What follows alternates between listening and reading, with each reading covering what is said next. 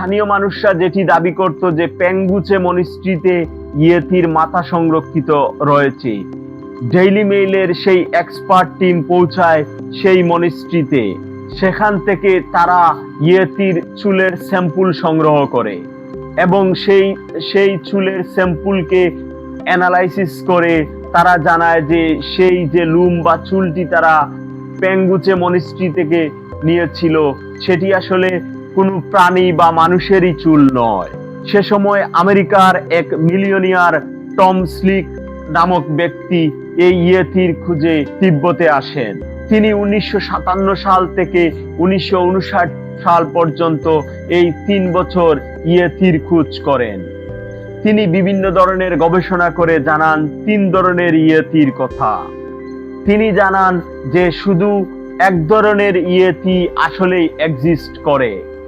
তিনি পরবর্তীতে একটি বিমান দুর্ঘটনায় মারা গেলে সেই ইয়েতির গবেষণার ফলাফল আর জানা যায়নি। ইয়েতির বিষয়ে সবচেয়ে বড় তথ্যবহুল যে গবেষণা করা হয়েছিল তার কৃতিত্ব এই 3 জনের। তার মধ্যে প্রথম জন পিটার বায়ার্নস। তিনি হিমালয়ে প্রায় 38 মাস অবস্থান করেন ইয়েতির খুঁজে। তিনি পেঙ্গুচে মনিস্ট্রিতে যান, যেটি প্রায় 13,000 উচ্চতায় হিমালয়ে অবস্থিত। তিনি পেঙ্গুচে মনিস্ট্রি থেকে ইয়েতির একটি আঙ্গুল সংগ্রহ করেন এবং সেটি চুরাই পথে ভারত হয়ে নিয়ে যান লন্ডনে। লন্ডনে সেই আঙ্গুলটি ভালোভাবে পরীক্ষা নিরীক্ষা করে দেখা যায় যে এটি কোনো ইয়েতির আঙ্গুল নয়, এটি আসলে একটি মানুষের আঙ্গুল। দ্বিতীয় ব্যক্তিটি হলেন রায়ান হোল্ড মেসনার, যাকে সারা পৃথিবীর সেরা পর্বত আরোহী হিসাবে গণনা করা হয়। 1986 সালের আগ পর্যন্ত রায়ান হোল্ড ইয়েতিকে একটি গাঁজাখুরি গল্প বলে অভিহিত করেন। তখন তিনি দাবি করেন ইয়েতি নামে এরকম কোনো প্রাণী পৃথিবীতে এক্সিস্ট করে না। কিন্তু 1986 সালের এক সন্ধ্যায় তার এই ধারণা পুরোপুরি ভুল প্রমাণিত হয়। সেদিন সন্ধ্যায় রায়ান হোল্ড শেরপাদের সাথে নিয়ে মাউন্টেনের একটি পাহাড়ি রাস্তায় হাঁটছিলেন। যদিও তিনি এই রাস্তা দিয়ে যাওয়ার কথা ছিল না, ভুলক্রমে তিনি অন্য একটি রাস্তায় চলে গিয়েছিলেন। এমন সময় তার সামনে একটি বড় কালো ধূসর রঙের জন্তু সামনে চলে আসে। তিনি এই বস্তুকে মানুষের মতো সোজা হয়ে হাঁটতে দেখেন এবং তিনি দেখেন এটি গাছের মধ্যে লাফালাফি করে চলতে। রায়ান হোল্ড বলেন, এক সময় এই প্রাণীটি আমার থেকে মাত্র 10 কদম দূরে ছিল এবং দাঁড়িয়ে ছিল। হঠাৎ করে এটি গায়েব হয়ে যায়। উক্ত জন্তুটি লম্বায় প্রায় 7 ফুট উচ্চতা ছিল। এই ঘটনার পর রায়ান হোল্ড একেবারে আশ্চর্য বুকা বনে যান এবং যে ইয়েতিকে তিনি বিশ্বাস করতেন না, গাঁজাখুরি গল্প বলে অভিহিত করতেন, সেই ইয়েতির খুঁজে তিনি 12 বছর সময় ব্যয় করেন। 12 বছর ইয়েতির খোঁজ করে রায়ান হোল্ড কি বলেছিলেন? তিনি বলেন, ইয়েতি বলতে আসলেই কিছু নেই। পাহাড়ে মানুষের মতো দেখতে যেটিকে হিম মানব বা ইয়েতি বলে অভিহিত করা হয় সেটি আসলে তিব্বতিয়ান বা মাউন্টেন ধরনের বেয়ার ভালুক, অর্থাৎ এটি হিমালয়ের ভালুক। এই ঘটনা পরে বলছি, আসুন জেনে নেই তৃতীয় অনুসন্ধানকারী, যার নাম ড্যানিয়েল সি টেইলর। আমেরিকান এই নাগরিক যিনি একটি বই লেখেন যার নাম ছিল ইয়েতি দি ইকোনোলজি অব মিস্ট্রি। তিনিও জীবনের একটি অংশ ইয়েতির খুঁজে ব্যয় করেন। তিনি ইয়েতির খুঁজে নেপালের একটি অংশে বিশেষ নজর দেন যেখানে ছিল ঘন জঙ্গল ও বৃষ্টি হতো বেশি। নেপালের এই জঙ্গলটি এত ঘন ছিল যে খুব কম সংখ্যক মানুষ সেখানে গিয়েছিল। নেপাল গভর্নমেন্ট টেইলরকে পরামর্শ দিয়েছিল যে তুমি যদি ইয়েতির খোঁজ করো তাহলে অরুণ ভ্যালি নামক নেপালের এই অংশে ইয়েতিকে খুঁজো। অরুণ ভ্যালিতে গিয়ে টেইলর সেখানে ইয়েতির পায়ের ছাপ পান, যেটি ছিল একেবারে তরতাজা এবং ফ্রেশ, যার দরুন তার বিশ্বাস জন্মেছিল যে তিনি হয়তো ইয়েতির খোঁজ পেয়ে গেছেন বা ইয়েতির খুব কাছাকাছি আছেন। কিন্তু এই পায়ের ছাপটিও কোনো ইয়েতির ছিল না, এটিও ছিল একটি ভালুকের। তিনি পায়ের ছাপ গবেষণা করে দেখেন যে পায়ের ছাপে নখের দাগ রয়েছে, অর্থাৎ পায়ের ছাপের উপরে নখের ছাপও স্পষ্ট। সাধারণত হোমোনিয়ান্সের বেলায় এরকম হয় না, তাই তার মনে হয় এটি হয়তো কোনো প্রাণীর পায়ের ছাপ, কিন্তু সেটি কোন প্রাণী সেটি তার জানা ছিল না। এটি জানার জন্য সে জায়গায় তিনি অনুসন্ধান চালান যেখানে ইয়েতির থাকার কথা।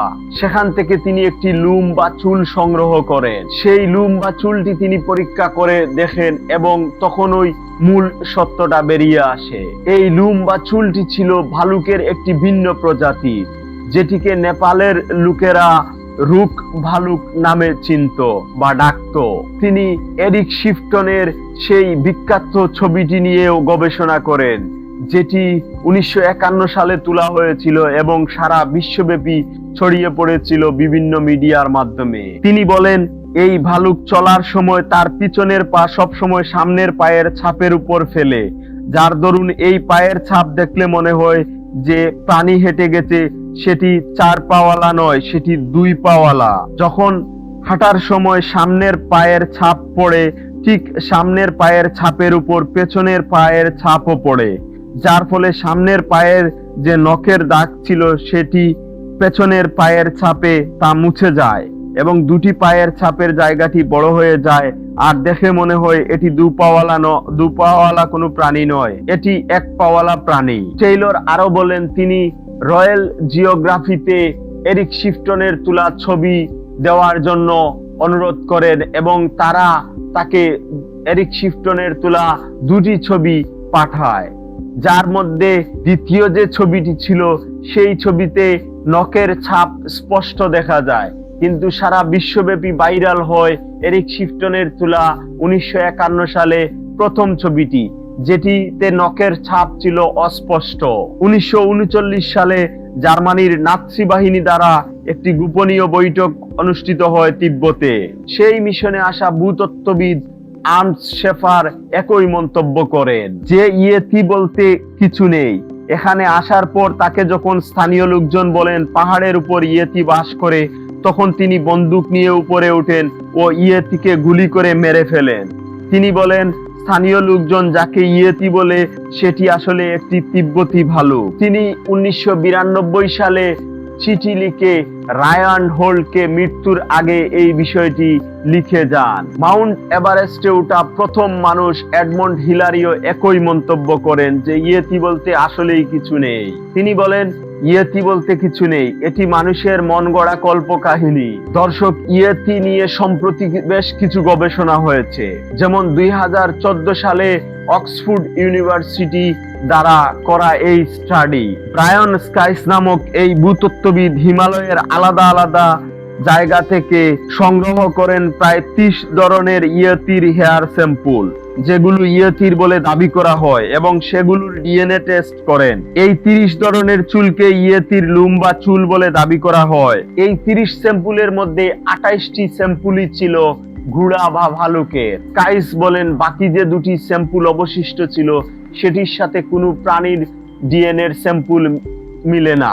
তিনি বলেন, হতে পারে এটি এমন কোনো প্রাণীর চুলের স্যাম্পল যে প্রাণী হয়তো আমরা এখনো আবিষ্কার করতে পারিনি, বা তার সম্পর্কে হয়তো আমরা এখনো ধারণা রাখি না।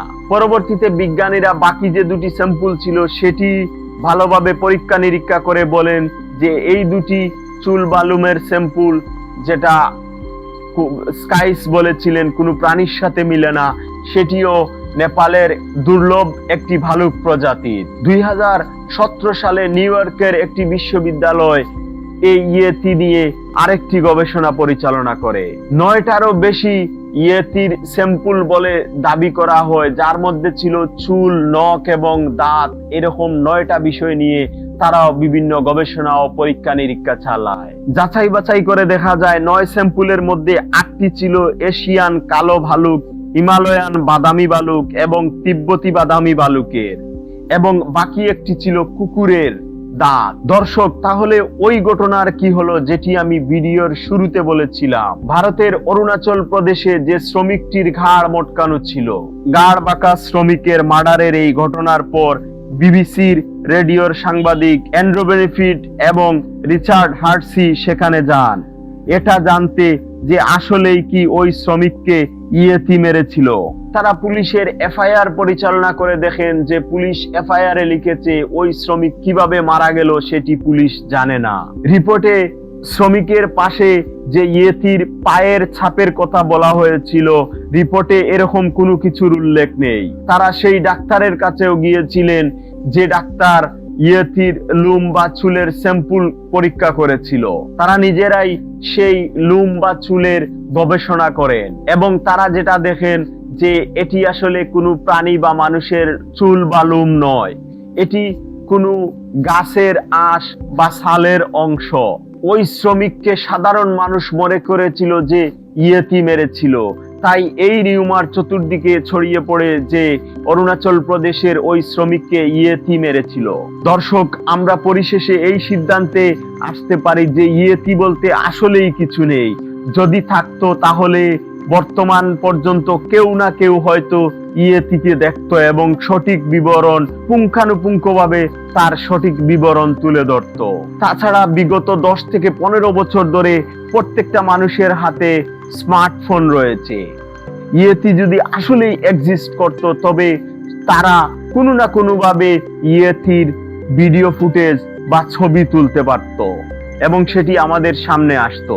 কিন্তু আশ্চর্যের বিষয়, এখন পর্যন্ত এরকম একটা সিঙ্গেল ফটো বা কোনো ভিডিও পৃথিবীর কারো কাছেই নেই। তিব্বত, নেপাল বা ভুটানে কত শত হাজারো মানুষ বসবাস করে, তারা কেউ না কেউ হয়তো একটা সিঙ্গেল ছবি হলেও ইয়েতির তুলে রাখতে পারতো, কিন্তু কেউ এরকম কোনো কিছু নিয়ে সামনে আসতেছে না।